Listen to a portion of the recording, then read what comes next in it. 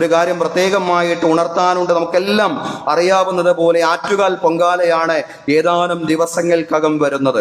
വേറൊരു വിശ്വാസവുമായി ബന്ധപ്പെട്ടതാകയാൽ അതിൻ്റെ ആചാരങ്ങളിലും ചടങ്ങുകളിലും നമ്മൾ പങ്കാളികളല്ല. പക്ഷേ കുറേ സഹോദരിമാരും കുട്ടികളും തിരുവനന്തപുരം നഗരത്തിലേക്ക് അതിഥികളായിട്ട് എത്തുന്ന സന്ദർഭമാണ്. അവരുടെ ഏറ്റവും നല്ല ആതിഥേയരായിട്ട് മാറാൻ നമുക്ക് സാധ്യമാവണം. റമദാനിലാണ് ഈ വർഷം യാദർശികമായിട്ട്, കഴിഞ്ഞ വർഷവും അങ്ങനെയായിരുന്നു ഈ പൊങ്കാല ഉണ്ടാവുന്നത്.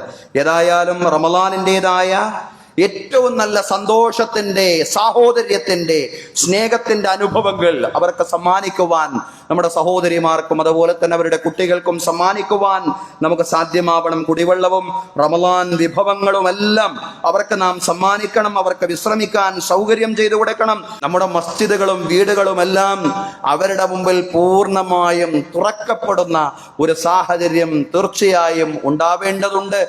സ്നേഹവും സാഹോദര്യവും. അതുകൊണ്ട് മാത്രമേ നമുക്ക് ലോകത്തും രാജ്യത്തും വളർന്നു വരുന്ന ഇസ്ലാമോഫോബിയയും വിദ്വേഷത്തെയും പ്രതിരോധിക്കാൻ സാധിക്കൂ എന്നുള്ള പൂർണ്ണമായിട്ടുള്ള ബോധ്യം നമുക്കുണ്ടാവണം സഹോദരങ്ങളെ. അതിനുള്ള ആ ഒരു നമ്മുടെ സ്നേഹത്തിന്റെ, സാഹോദര്യത്തിന്റെ നല്ല നല്ല ആവിഷ്കാരത്തിനുള്ള സന്ദർഭമാണ് ഇതുപോലുള്ള സന്ദർഭങ്ങൾ എന്ന് പറയുന്നത്.